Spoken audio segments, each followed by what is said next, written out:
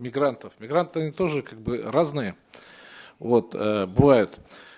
Что касается, допустим, узбеков, да, вот у нас Югра и часть Тюменской области, это исторически Сибирское ханство было.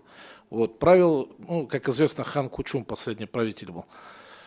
Это династия Шейбанидов. Эта династия Шейбанидов, это правящая узбекская, правящая династия, выходцы из Бухарского ханства. Может быть, мигранты сюда ездят на историческую родину. Давайте к вопросу. Спасибо.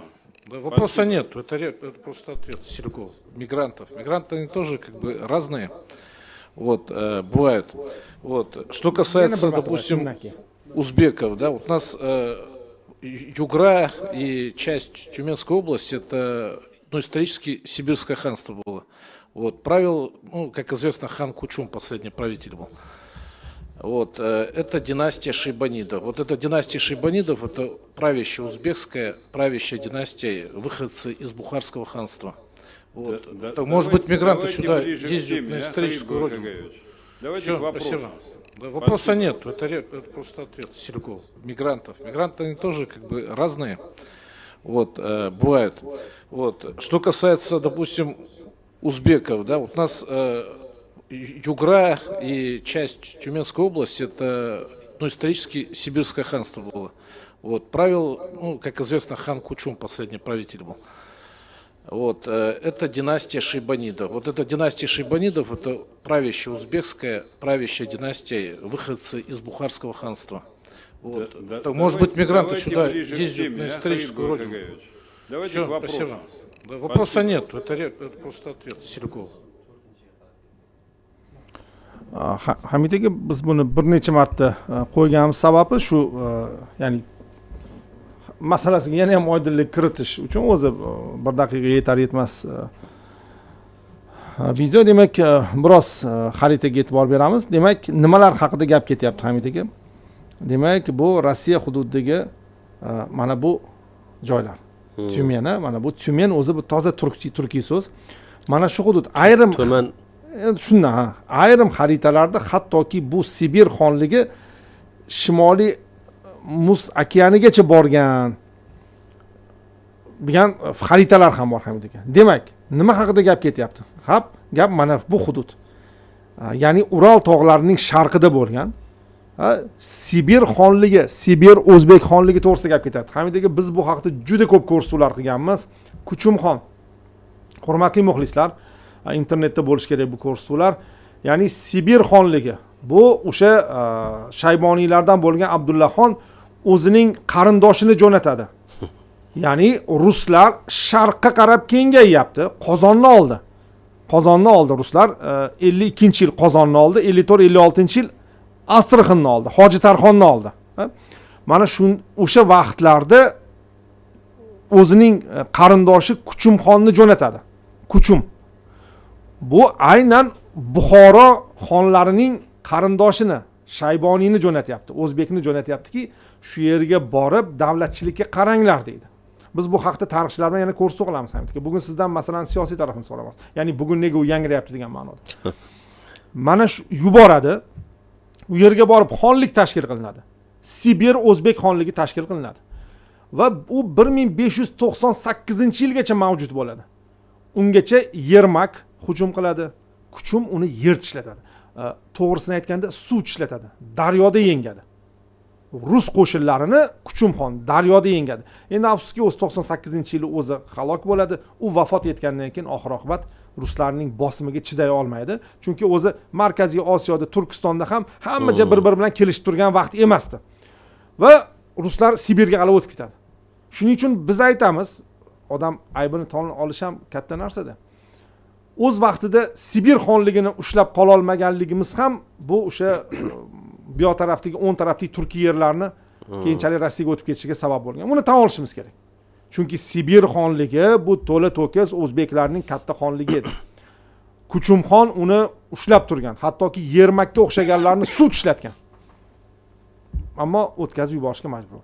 Endi bu tarixda o'tib ketdi ham degan. Bu o'tib ketdi. Biz bu haqida ko'rsatuvlar qilgandik va hokazo. Bugun esa mana rossiyalik deputat to'satdan buni eslab qolyapti. Rossiya kommunistik partiya Hamid aka. Rossiya kommunistik partiyasidan Xanti-Mansisk Yugura avtonom okrugi dumasi deputati Xolid Tog'zoda mintaqaning ayrim migrantlarning tarixiy vatani deb atagan.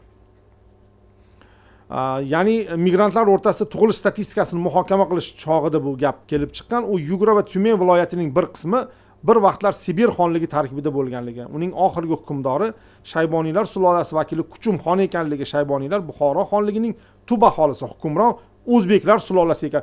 Shu darajada aniq aytganki, aytadi-ku, tarixchilarga savol qoldirmagan. Tog'zoda demak migrantlar Xanti-Mansisk avtonom okrugiga xuddi tarixiy vataniga kabi borayotganini taxmin qildi. Tarixiy vataniga qarash. Viloyat dumasi spikeri Boris Xaxryakov nutqlar uchun alohida vaqt ajratilgan reglamentga asoslanib muhokamani bu yo'nalishda rivojlantirishni istamagan. Endi savolingiz bo'lsa bering degan. Boyagi Tog'zoda aytganki, savolim yo'q, shuni eslatib qo'yayotgan edim xolos degan. Hamid aka, masalaning tarixiy tarafi bir tomon, lekin bugun uning Rossiyada yangrayotgani sizningcha? O'zi tarixni kavlayverish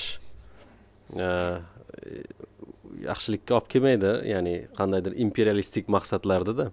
Men bir ikkita boshqa misol keltiraman. Nima? Isroil degan davlat bor. Jinoiy uyushma desak ham bo'ladi. Ular ham kavlayveradi-da. Va eramizdan avvalgi o'sha nechidir ming yillikdagi yahudiylarning izini topmoqchi bo'ladi-da. Faqat musulmonlarning izi kelib chiqaveradi-da.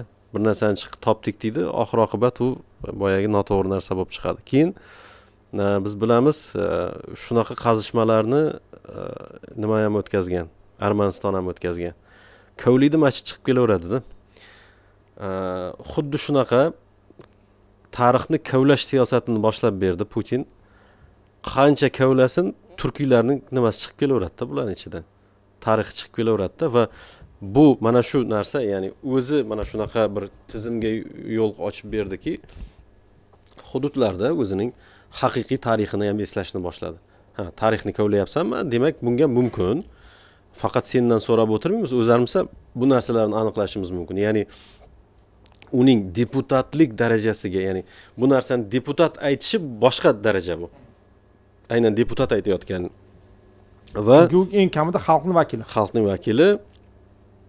Demak, xalqning ichida ham bu narsalar muhokama qilinayotganligi, o'sha insonlarni men hozir bemalol aytish mumkinki, o'zbekchani tushunishligi yoki turkiy tillarni tushunishligi masalalari yoki mana shu bizning vatandoshlarimiz deylik G'aybulla aka rahbarligida yoki bo'lmasa Bahrom aka Erzayev rahbarligida mana shu sayohatlarning ham ahamiyati deyish mumkin.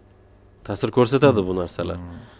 Anglashga va aynan bu buzilmagan tarix bu yana. Hech narsani qo'shib aytayotgani yo'q u. Boyagi o'ylab topilgan qahramonlar yo'q bu yerda. Kuchumxon bu real shaxs boshqargan rahbar. Shunday.